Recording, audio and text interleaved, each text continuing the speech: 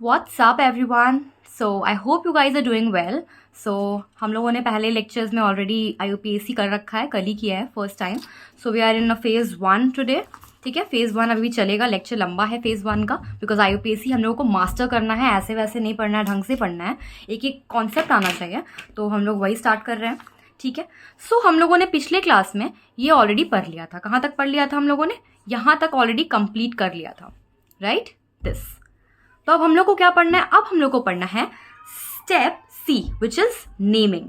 ठीक है, step C which is naming. तो हम लोगों ने क्या क्या पढ़ा? स्टेप ए क्या था? स्टेप ए था पीसीसी सिलेक्शन. स्टेप बी क्या था? नंबरिंग. एंड स्टेप सी है नेमिंग. मैंने 2 स्टेप्स ऑलरेडी करा दिए हैं. अब स्टेप सी है विच इज नेमिंग. ओके, तो फॉर्मेट क्या रहेगा नेमिंग का? ये इंपॉर्टेंट है. प्रीफिक्स पहले आएगा, फिर एक वर्ड रूट आएगा एंड देन सफिक्स आएगा. ये हमारा फॉर्मेट रहेगा. प्रीफिक्स में क्या क्या आएगा? कोई सब्स्टिट्यूएंट रहा तो सेकेंडरी प्रीफिक्स में आएगा.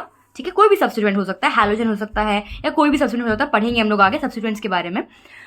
प्राइमरी प्रीफिक्स में साइक्लो आ गया, अगर साइक्लो हुआ तो बाई साइक्लो हुआ या स्पाइरो हुआ, ये सब प्राइमरी प्रीफिक्स में आएगा.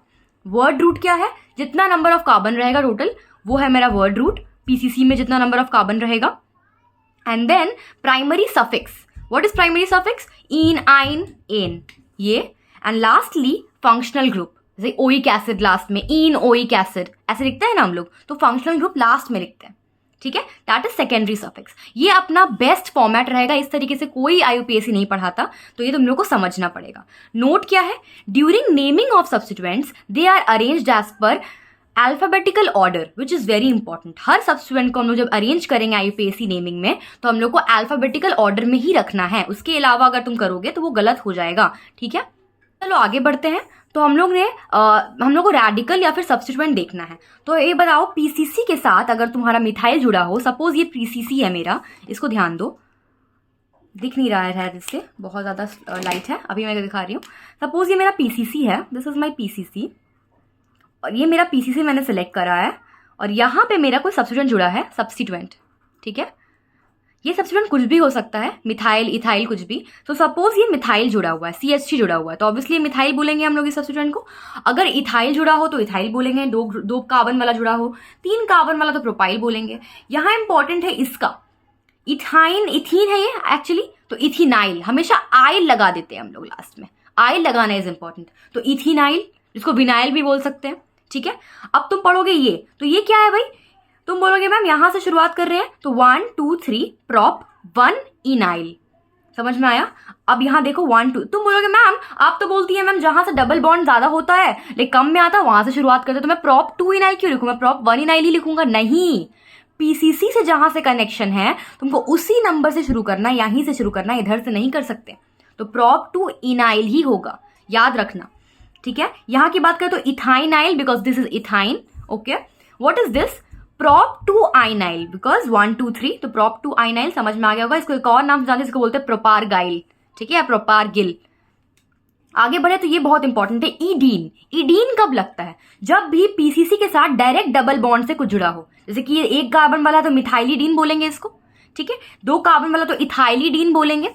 ठीक है, आगे बढ़े. 2 का डबल बॉन्ड ये भी है, बट ये साइक्लो ग्रुप है, साइक्लोहेक्सेन है, तो क्या बोलेंगे इसको? साइक्लोहेक्साइलिडीन. Very important. इसकी बात करें तो ये फिनाइल है, तो फिनाइल बोलेंगे. बेंजीन कब बोलेंगे? जब बेंजीन पीसीसी में होगा. ठीक है, बहुत लोग कंफ्यूजन होता है कि बेंजीन कब लिखेंगे, कब फिनाइल लिखेंगे.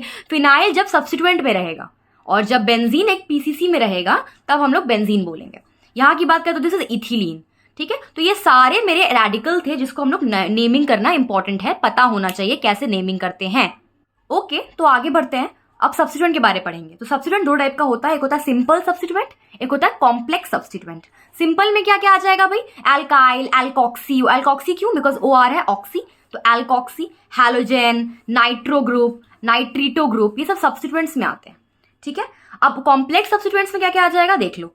वेन ब्रांच हैव सब ब्रांच, ये बहुत इंपॉर्टेंट है. ब्रांचिंग तो है, फिर सब ब्रांच भी है. देखो सपोज ऐसा क्वेश्चन आ गया, यहां पे मेरा कोई पीसीसी है, दिस इज माई पीसीसी, और यहां पे मेरा एक सब्स्टिट्यूएंट है. अब तुम बोलोगे मैम ये तो पीसीसी है मेरा, ये तो ब्रांचिंग वाला आ गया. ये ऐसे नहीं ले सकते, हम लोग को पूरा ऐसे लेना पड़ेगा. ये इंपॉर्टेंट है. जहां से कनेक्शन शुरू होता है वही नंबर 1 कार्बन होता है, ये इंपॉर्टेंट है. तुम यहां से नहीं ले सकोगे, तुम बोलोगे मैम यहाँ से लेके यहाँ से काउंटिंग शुरू कर देंगे, यहाँ से कैसे करोगे? मैंने बताया था रूल नंबर में तुमको कि टर्मिनल से ही शुरू होता है जब भी तुम यहाँ से पीसीसी लोगे तो ये तो पीसीसी है, तो सब पीसीसी है, मतलब छोटा पीसीसी है, तो तुमको ये वाला लेना पड़ेगा और ये तुम्हारा सब्स्टिट्यूएंट में आ जाएगा। इसको बोलते हैं कॉम्प्लेक्स सब्स्टिट्यूएंट, सब्स्टिट्यूएंट में सब्स्टिट्यूएंट। समझ में आया? इसको कैसे करेंगे? जहां से कनेक्शन है पीसीसी का वहीं से नंबरिंग शुरू होगा 1 2, और जो ये है ये सब ब्रांच है, तो क्या बोलेंगे इसको? 1 मिथाइल इथाइल और बाकी जो है वो। समझ में आया? ठीक है, तो ये देखो 1 मिथाइल इथाइल, या फिर इसको बोल सकते हैं आइसो। आइसो वर्ड कब यूज करते हैं? जब सेकेंड लास्ट कार्बन पे मिथाइल लगा हो, तब क्या यूज करते हैं? आइसो ग्रुप यूज करते हैं। ये बहुत इंपॉर्टेंट है। इसकी बात करें, देखो यहाँ पे तो 1 2 3, क्योंकि यहीं से ही शुरू करेंगे, उस कनेक्शन ही यहां से है, तो 2 मिथाइल प्रोपाइल बोल रहे हैं, या फिर इसको आइसो ब्यूटाइल बोल सकते हैं। आइसो वर्ड आ गया, और ब्यूटाइल क्यों? बिकॉज 4 कार्बन था इसलिए। समझ आया? आगे बढ़ेंगे तो यहाँ पे देखो 1 मिथाइल प्रोपाइल, या फिर इसको सेक ब्यूटाइल बोल सकते हैं। सेक क्यों? बिकॉज सेकेंडरी ब्यूटाइल है। चेक करो यहाँ पे जो ये सब्स्टिट्यूएंट है वो कहाँ लगा हुआ है? सेकेंडरी कार्बन पे लगा हुआ है। यहाँ पे तो पीसीसी है ही, तो यहाँ एक कार्बन तो है ही, और यहाँ पे एक पड़ोसी है, तो 2 पड़ोसी 2 डिग्री, इसीलिए इसको बोलेंगे सेक ब्यूटाइल बोल सकते हैं। ये सब कॉमन नेम्स है, तुम कॉमन नेम में भी लिख सकते हो या तुम ऐसे भी लिख सकते हो, तुम जिसमें कंफर्टेबल हो। ठीक है, आगे बढ़े तो ये है तुम्हारा, देखो नियो कब यूज करते हैं, या फिर देखो टर्ट कब यूज करते हैं? जब तुम नॉर्मली नियो यूजुअली यूज करते हैं जब सेकेंड लास्ट कार्बन पे 2 मिथाइल लगा रहो। ठीक है, बट एक एक्सेप्शनल केस है जहां पे तुम टर्ट यूज करोगे, टर्शरी यूज करोगे, जब तुम्हारा एक कार्बन पे तीनों जगह से कार्बन लगा हुआ हो, वो सब्स्टिट्यूएंट को तुम टर्शरी बोल सकते हो। और ये क्या नाम है? Tertiary butyl. इसका एक और नाम है 1 2, तुम काउंट करोगे तो क्या आएगा? 1,1 डाई मिथाइल इथाइल बोल सकते हैं।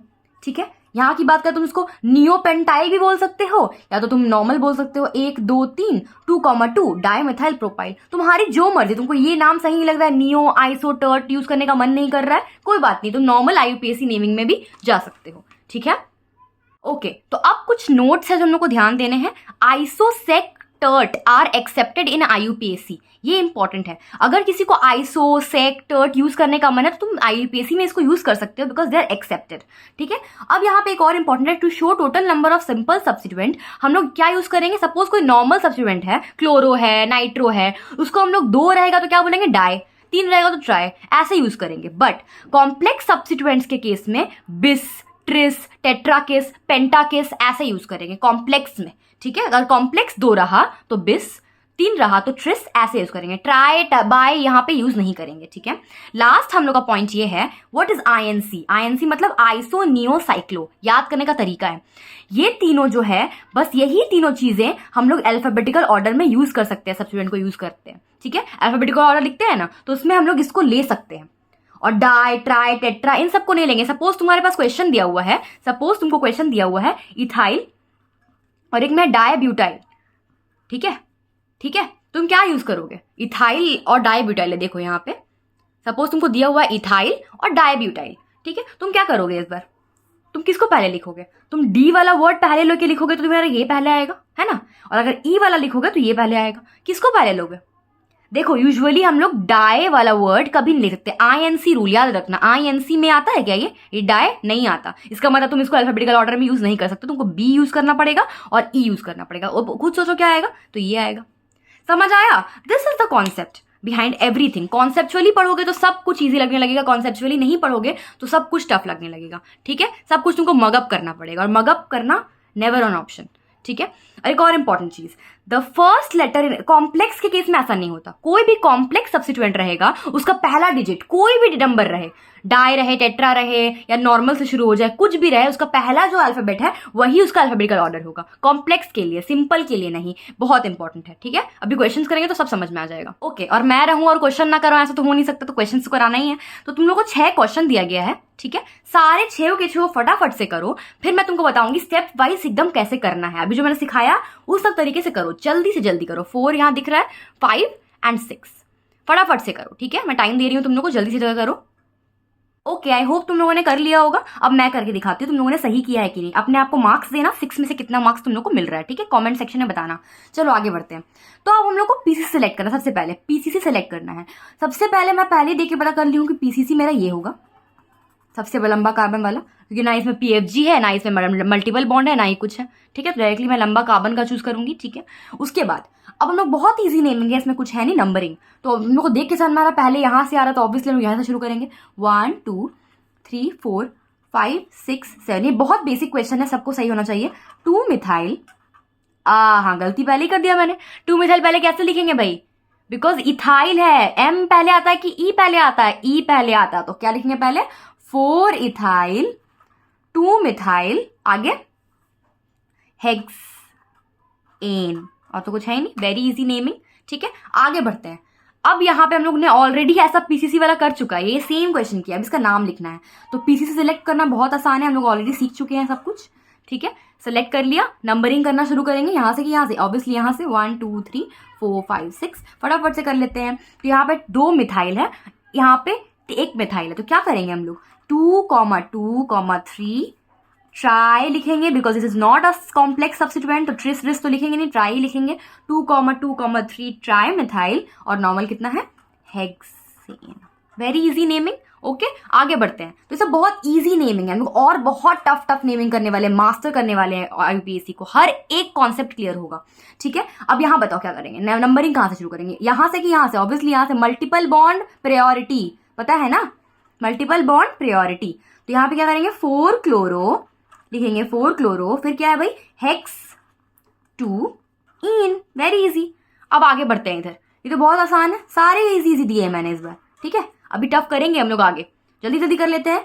कहाँ से नंबरिंग शुरू करेंगे, अल्फाबेटिकल ऑर्डर इस बार चूज करेंगे, बिकॉज दोनों तरफ में 2 से आ रहा है, तो इस बार ब्रोमो या क्लोरो B से आएगा, तो 1 2 3 4 5, तो क्या लिखेंगे पहले हम लोग 2 ब्रोमो, ठीक है, 4 क्लोरो, उसके बाद जल्दी बताओ पेंटेन, वेरी इजी है ना, बहुत इजी है। आगे बढ़ते हैं।